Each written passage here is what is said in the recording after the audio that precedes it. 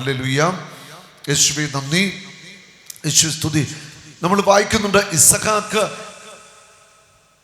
യാക്കോബിനോട് പറയുന്നുണ്ട്, കാനാന്യ സ്ത്രീകളെ നീ വിവാഹം കഴിക്കരുത്. കാനാന്യ സ്ത്രീകളെ, വിജാതിയരെ വിവാഹം കഴിക്കരുത്. ഇസഹാക്ക് യാക്കോബിനോട് പറഞ്ഞു കൊടുക്കുകയാണ്, മകനോട് പറഞ്ഞു കൊടുക്കുകയാണ്. അപ്പോൾ ഇതൊക്കെ നമ്മുടെ ജീവിതത്തിൽ നമ്മൾ ഏറ്റെടുക്കേണ്ട കാര്യങ്ങളാണ്. വിജാതീയ വിവാഹത്തെ പ്രോത്സാഹിപ്പിക്കുക, അതിന് മാതാപിതാക്കളെ സപ്പോർട്ട് ചെയ്യുക, ഇതൊന്നും ബൈബിൾ താല്പര്യപ്പെടുന്ന കാര്യങ്ങളല്ല. വചനത്തിൽ അങ്ങനെ പറഞ്ഞിട്ടില്ല. ഹല്ലേലൂയ, ഹല്ലേലൂയ.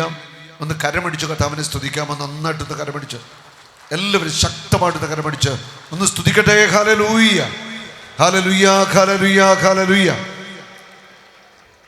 അതുപോലെ മദ്യപാനം, വ്യഭിചാരം, സ്വയംഭോഗം, സ്വർഗഭോഗം, മ്ലേച്ഛ പാപങ്ങളിൽ നിന്ന് അങ്ങനെ ജീവിക്കുന്നവരെ പൂർണ്ണമായിട്ടും ഒഴിവാകുക. പാപം ചെയ്യാത്തവർ ആയിട്ട് ആരുമില്ല. 1 യോഹന്നാൻ 3-ാം അധ്യായത്തിൻ്റെ 4-ാമത്തെ വചനം പറയുന്നു, നിയമത്തിൻ്റെ ലംഘനമാണ് പാപം. നിയമം, ദൈവത്തിൻ്റെ നിയമങ്ങൾ, ദൈവത്തിൻ്റെ വചനങ്ങൾ, അത് ലംഘിക്കുന്നതാണ് പാപം. ആര് ദൈവ വചനം ലംഘിക്കുന്നോ, ദൈവത്തിൻ്റെ നിയമങ്ങളും കൽപ്പനകളും ലംഘിക്കുന്നോ, അത് പാപമാണ്. യെശയ്യാ പ്രവാചകന്റെ പുസ്തകത്തിൽ നാം വായിക്കുന്നു, 28-ാമത്തെ അധ്യായത്തിൽ 13-ാമത്തെ വചനം, കർത്താവിൻ്റെ വചനം അവർക്ക് നിയമത്തിൻ്റെ മേൽ നിയമമാണ്. കർത്താവിൻ്റെ വചനം അവർക്ക് നിയമത്തിൻ്റെ മേൽ നിയമമാണ്. ചട്ടത്തിൻ്റെ മേൽ ചട്ടം, നിയമത്തിൻ്റെ മേൽ നിയമം. ഇവിടെ അല്പം അവിടെ അല്പം, അങ്ങനെ അവർ പോയി പുറകോട്ട് മറിഞ്ഞു വീണ് തകരുകയും വലയിൽ അകപ്പെടുകയും ചെയ്യും. ഇവിടെ അല്പം അവിടെ അല്പം, കുറച്ച് നന്മ കുറച്ച് പുണ്യം, കുറച്ച് കർത്താവിൻ്റെ കൂടെ കുറച്ച് പിശാചിൻ്റെ കൂടെ, പുറകോട്ട് പോയിട്ട് മറിഞ്ഞ് വീഴുകയും ചെയ്യും. എന്നിട്ട് പറയുകയാണ്, പുറകോട്ട് മറിഞ്ഞു വീണ് തകരുകയും ചെയ്യും, വലയിൽ അകപ്പെടുകയും ചെയ്യും. മറിഞ്ഞു വീഴുകയാണ്, തകരും, വലയിൽ അകപ്പെടും. ആരുടെ വലയിൽ? സാത്താൻ്റെ വലയിൽ. ദൈവത്തിൻ്റെ വചനം ലംഘിച്ച് ജീവിച്ചാൽ, കൽപ്പനകൾ ലംഘിച്ച് ജീവിച്ചാൽ തകർച്ച ഉറപ്പാണ്. അനേകരുടെ തകർച്ചയുടെ പിന്നിലെ ഒരു കാരണം ഇതാണ്.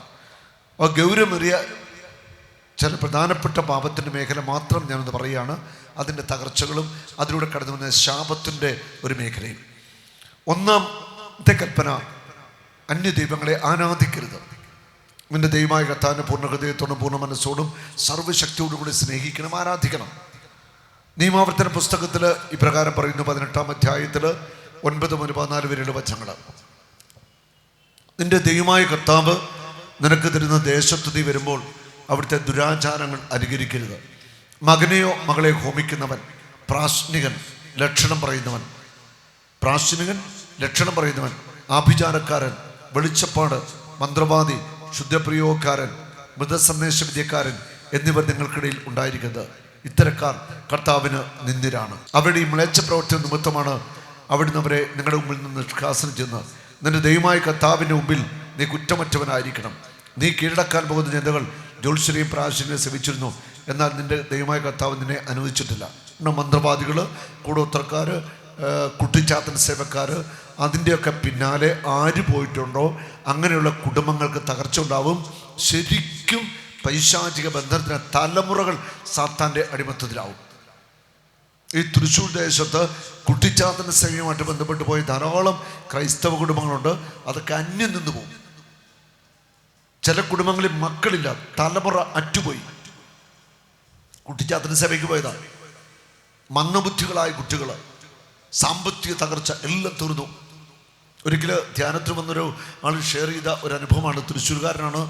അദ്ദേഹത്തിൻ്റെ ഒരു കുഞ്ഞിൻ്റെ നടുവിന് ബലം നഷ്ടപ്പെട്ട പ്രാർത്ഥിച്ചു വന്നപ്പോൾ ആ മനുഷ്യൻ്റെ അപ്പൻ കുട്ടിച്ചാത്തൻ സേവയ്ക്ക് സ്ഥിരം പൊക്കൊണ്ടിരുന്ന വ്യക്തിയായിരുന്നു. അവരുടെ കുടുംബങ്ങളെല്ലാം ഒരു കുട്ടിക്ക് വൈകല്യമുള്ള കുട്ടിയാണ്. അദ്ദേഹം പറയുകയാണ്, ഒരു കാലഘട്ടത്തിൽ ഈ ഓട് ഫാക്ടറിയൊക്കെ ഉണ്ടായിരുന്ന കുടുംബമാണ്. ഇന്ന് അന്നെടുക്കെ വരുമ്പോൾ എല്ലാം തീർന്നു, മുഴുവൻ നശിച്ചു. തലമുറ നശിക്കുന്ന പോലെ സമ്പത്തും തലമുറകളും തീർന്ന അവസ്ഥ പറഞ്ഞു. കുട്ടിച്ചാത്തൻ സേവയുടെ ആളുകളായിരുന്നു. ഇതൊന്നും ശ്രദ്ധിക്കണം. ഈ തൃശ്ശൂർ മേഖലയിൽ വലിയൊരു പ്രശ്നമാണ്. അനേക ക്രൈസ്തവ കുടുംബങ്ങൾ അന്യം നിന്ന് തീർന്നു വരുന്നൊരു കാരണം ഇതിൻ്റെ പുറകെ പോയതാണ്. അതുകൊണ്ട് മന്ത്രവാദം, കൂടോത്രം, ആഭിചാരം, ഇങ്ങനെയുള്ള ഒരു കാര്യത്തിനും പിന്നാലെ നിങ്ങൾ പോകരുത്. പോയിട്ടുള്ളവർ പശ്ചാത്തപിക്കുക. കുമ്പസാരത്തിൽ ഏറ്റു പറയുക, പ്രായശ്ചിത്തം ചെയ്യുക, നിലവിളിച്ച് പ്രാർത്ഥിക്കുക ഒരു വിടുതൽ കിട്ടാനായിട്ട്. ഉദാഹരണം പറഞ്ഞാൽ, നിങ്ങളുടെ കുടുംബത്തിൽ നിങ്ങളുടെ വല്യപ്പൻ ഈ കൂടോത്രം അല്ലെ കുട്ടിജാതന സേവ ചെയ്താൽ ആ വല്യപ്പനുടെ എത്ര മക്കളുണ്ടായോ അവർക്ക് ജനിക്കുന്ന മക്കൾ തലമുറ മുഴുവൻ സാത്താൻ്റെ അടിമത്തത്തിലാവുകയാണ്. ആ വല്യപ്പൻ മാത്രമല്ല, ആ അപ്പന് ജനിച്ച മക്കള് 5 പേരാണെങ്കിൽ അവർക്ക് ജനിക്കുന്ന മക്കള് തലമുറ മുഴുവൻ സാത്താൻ്റെ അടിമത്തത്തിലാവുകയാണ്. ഇതൊരു ഉടമ്പടിയാണ്. അതുകൊണ്ട് ഒരിക്കലും ഇങ്ങനെയുള്ള കാര്യങ്ങൾക്ക് നിങ്ങൾ പോകരുത്. പോയിട്ടുണ്ടെങ്കിൽ കുമ്പസാരത്തിൽ ഏറ്റു പറയണം, ശരിക്കും അനുദപിച്ച് പ്രാർത്ഥിക്കണം. അതിനുവേണ്ടി നമ്മൾ പരിഹാരം ചെയ്യണം, പ്രായശ്ചിത്തമൊക്കെ ചെയ്യണം. ഇത് വളരെ ഗൗരവമുള്ളൊരു കാര്യമാണ്. അന്യ ദൈവങ്ങളുടെ നാമം പോലും നിങ്ങൾ ഉച്ചരിക്കരുതെന്ന് സങ്കീർത്തനം 16:4 പറയുന്നുണ്ട്. അന്യ ദൈവങ്ങളുടെ നാമം പോലും ഉച്ചരിക്കരുത്. അതൊക്കെ നമ്മൾ ശ്രദ്ധിക്കേണ്ടതാണ്. അപ്പം അന്യ ദൈവ ആരാധന, നേർച്ച കാഴ്ച കൊടുക്കുക, വിഗ്രഹത്തിന് അർപ്പിച്ചത് ഭക്ഷിക്കുക, ഇതൊന്നും ക്രൈസ്തവർ ചെയ്യുവാനായിട്ട് പാടില്ല. രക്തം കൊണ്ട് ധാന്യബലി അർപ്പിക്കില്ല. ഞാൻ അവരുടെ നാമം ഉച്ചരിക്കത്തില്ല. അന്യദേവന്മാരെ അനുഗമിക്കുന്നവർ തങ്ങളുടെ ദുരിതം വർദ്ധിപ്പിക്കുന്നു. ഹല്ലേലൂയ. ഇതെല്ലാം 1-ാം പ്രമാണ ലംഘനത്തിൻ്റെ ഭാഗമാണ്.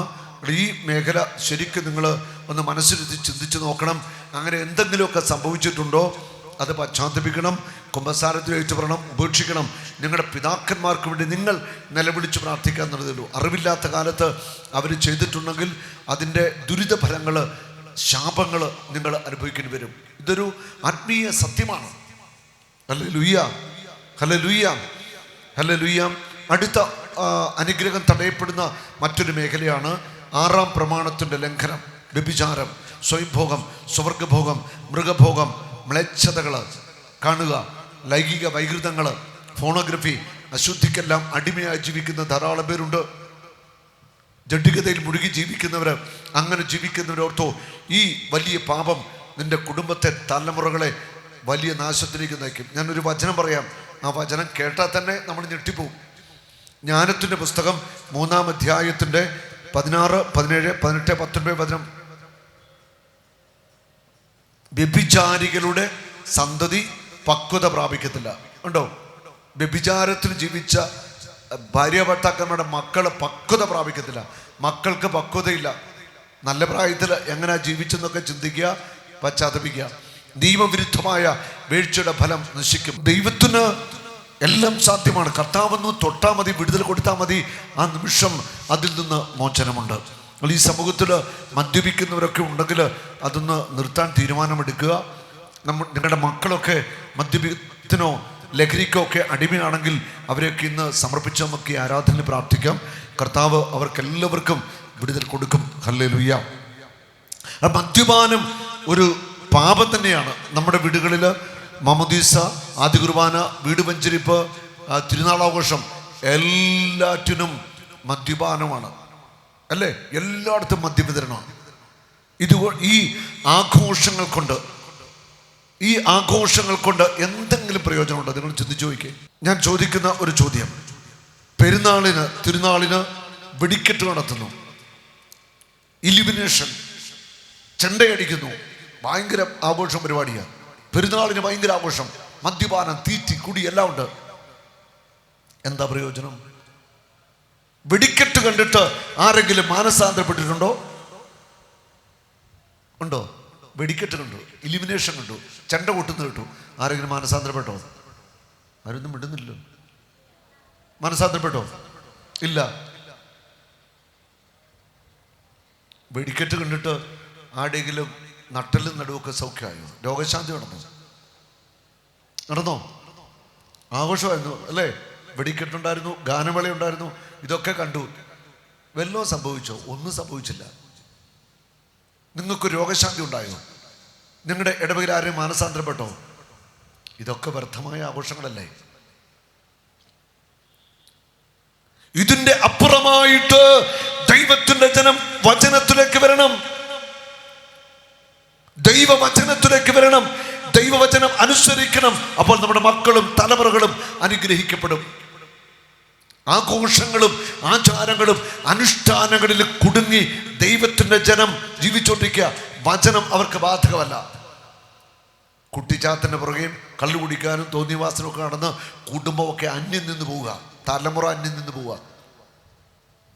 ഇതിൽ നിന്ന് ഒരു മോചനം ക്രൈസ്തവ സമൂഹത്തിന് ഉണ്ടാകേണ്ടിയിരിക്കുന്നു, ഒരു മാറ്റം ഉണ്ടാകേണ്ടിയിരിക്കുന്നു. രണ്ട് കരമുയർത്തി യേശുവിനെ ഒന്ന് വിളിച്ചേ. അല്പസ്വരമയത്ത് വിളിക്കാമോ? യേശുവേ, യേശുവേ, യേശുവേ. ഹല്ലേലൂയ. ഞാൻ പാപത്തിൻ്റെ മേഖല ഒത്തിരി വിശദീകരിക്കുന്നില്ല, പൊതുവായിട്ട് ഞാൻ പറഞ്ഞു. അപ്പോൾ നിങ്ങൾക്കറിയാം ഈ പാപത്തിൻ്റെ ഓരോ മേഖലകളെക്കുറിച്ച്. അത് നമ്മൾ ദൈവസന്നിധിയിൽ ഏറ്റുപറയാനും ഉപേക്ഷിക്കാനുമുള്ള നല്ല ഒരു തീരുമാനം എടുക്കുക. ഇവിടെ നമ്മൾ വായിക്കുന്നു ഗലാത്യ ലേഖനത്തിൽ 5-ാം അധ്യായത്തിൻ്റെ 19 മുതലുള്ള വചനങ്ങൾ. ജഡത്തിൻ്റെ വ്യാപാരങ്ങൾ എല്ലാവർക്കും അറിയാം. അവ വ്യഭിചാരം, അശുദ്ധി, ദുർവൃത്തി, വിഗ്രഹ ആരാധന, ദ്രവ്യാസക്തി തന്നെയാകുന്ന വിഗ്രഹ ആരാധന. കൊളോസോസ് 3:5. പണത്തോടുള്ള അമിതമായ ആർത്തി വിഗ്രഹ ആരാധനയാണ്. നമ്മുടെ ഹൃദയത്തിൽ ക്രിസ്തു ഇല്ലാതെ മറ്റൊന്നുണ്ടോ അതൊക്കെ വിഗ്രഹാരാധനയാണ്. ആഭിചാരം, അത് മന്ത്രവാദം, ആഭിചാരം, ഇത് ആ ഒരു മേഖലയാണ്. ശത്രുത, മനസ്സിന് ശത്രുത, വൈരാഗ്യം, കലഹം, കുടുംബത്തിൽ കലഹം, കുടുംബക്കാർ തമ്മിൽ കലഹം, ഭാര്യയും ഭർത്താവും തമ്മിൽ കലഹം, മക്കൾ കലഹം, കലഹവും വഴക്കും, അങ്ങനെയുള്ള കുടുംബങ്ങൾ, അത് പാപമാണ്. അസൂയ, അസൂയ ഉണ്ടോ? തൃശ്ശൂർ ജില്ലയിൽപ്പെട്ടവർക്ക് അസൂയുണ്ടോ? ഞങ്ങളുടെ കോട്ടയം പത്തനംതിട്ട ജില്ലയിലൊക്കെ അസൂയുള്ള ആളുകൾ ധാരാളമുണ്ട്. ഇവിടെ എങ്ങനെ? തൃശ്ശൂർ എങ്ങനെ? അസൂയുള്ളവരുണ്ടോ? തൃശ്ശൂർ ജില്ലയിൽ അസൂയക്കാരുണ്ടോ? നിങ്ങളുടെയൊക്കെ മുഖം കണ്ടാൽ അറിയാം അസൂയ എന്നൊരു സംഭവമേ നിങ്ങൾക്കില്ല. അല്ലേ? നല്ല മനസ്സുള്ളവരാ. ആയിക്കോട്ടെ. ഇനി എങ്ങാനും അസൂയ ഉണ്ടെങ്കിൽ അതങ്ങ് മാറ്റുന്നത് നല്ലതായിരിക്കും. കോപം, അകാരണമായ കോപം, മാത്സര്യം, ഭിന്നത, വിഭാഗീയ ചിന്ത, വിദ്വേഷം, മദ്യപാനം, മധുരോത്സവം, ഇവയും ഈ ദൃശ്യമായ മറ്റു പ്രവൃത്തികളുമാണ്. ഇത്തരം പ്രവൃത്തികൾ ഏർപ്പെടുന്നവർ ദൈവരാജ്യം അവകാശപ്പെടുത്തുകയില്ലെന്ന് മുമ്പ് ഞാൻ നിങ്ങൾക്ക് നൽകിയ താക്കീത് ഇപ്പോഴും ആവർത്തിക്കുന്നു. അവിടെ അപ്പസ്തോലൻ ഒരു വാക്ക് എഴുതിയിട്ടുണ്ട്, താക്കീത്, ഒരു മുന്നറിയിപ്പ്, ഒരു വാണിംഗ്, ഒരു താക്കീത് തന്നിരിക്കുക. ഈ മേളിപ്പറഞ്ഞ പാപത്തിൽ ജീവിക്കുന്നവർക്ക് സ്വർഗരാജ്യത്തിനോട് പ്രവേശനമില്ല. കർത്താവിനോട് കൂടെ അവർക്കൊരിക്കലും ഇരിക്കാനായിട്ട് സാധ്യമല്ല. അതുകൊണ്ട് ലോകത്തിൻ്റെ സുഖങ്ങളും പാപത്തിൻ്റെ സുഖങ്ങളും തേടിയുള്ള ജീവിതം പൂർണ്ണമായിട്ട് അവസാനിപ്പിച്ച് നിങ്ങൾ കർത്താവിലേക്ക് മടങ്ങി വരണം. പാപവും പാപത്തിൻ്റെ വഴികളെല്ലാം ഉപേക്ഷിക്കണം. ഹല്ലേലൂയ.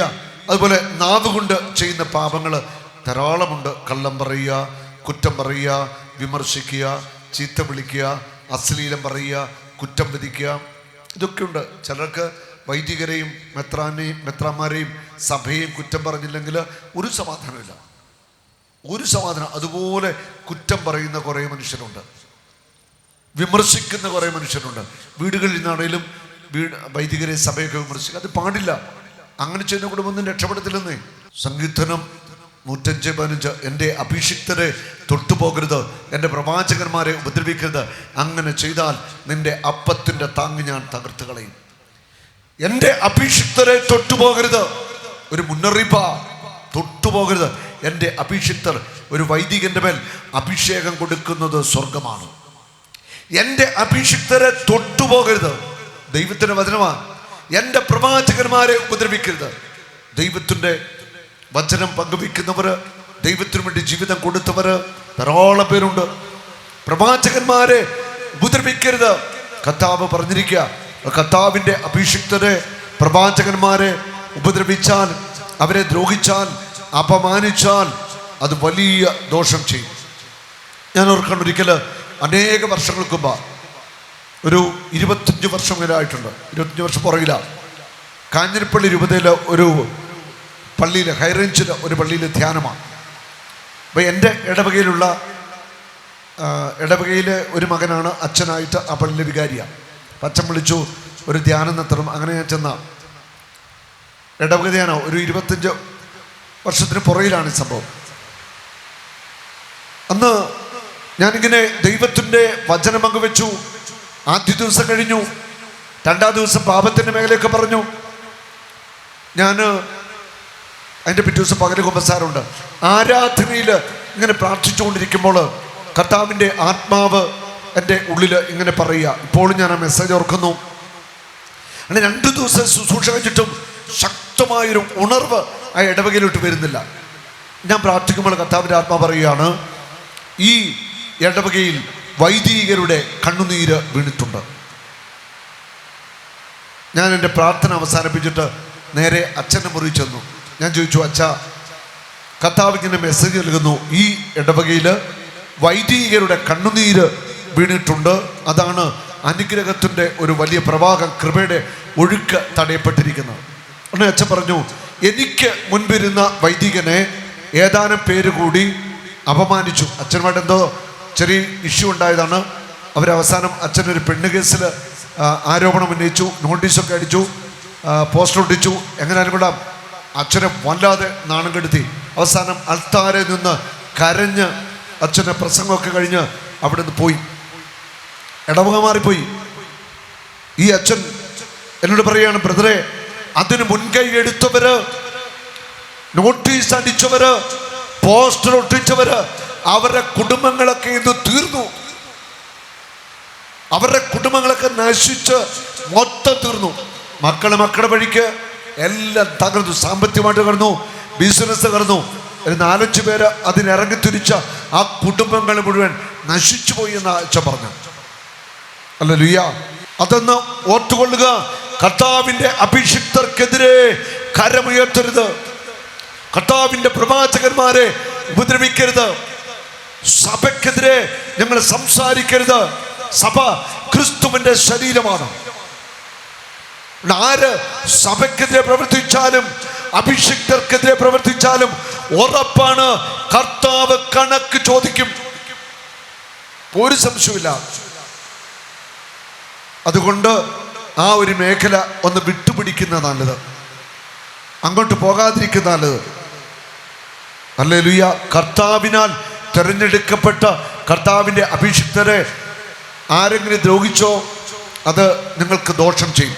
അങ്ങനെ എന്തെങ്കിലും നിങ്ങളോ നിങ്ങളുടെ കുടുംബത്തിലോ ഒക്കെ സംഭവിച്ചിട്ടുണ്ടെങ്കിൽ ദൈവസന്നിധിയിൽ കരുണയ്ക്ക് വേണ്ടി പ്രാർത്ഥിക്കണം, കുമ്പസാരത്തിൽ ഏറ്റുപറയണം. ഒരിക്കലും നമ്മൾ അങ്ങനെയുള്ള കാര്യങ്ങൾ ചെയ്യുവാനായിട്ട് പാടില്ല. ഒരു നാളും നീ അനാഥനല്ല, ഒരു നാളും നീ അന്യനല്ല, ഒരു നാളും നീ അനാഥനല്ല.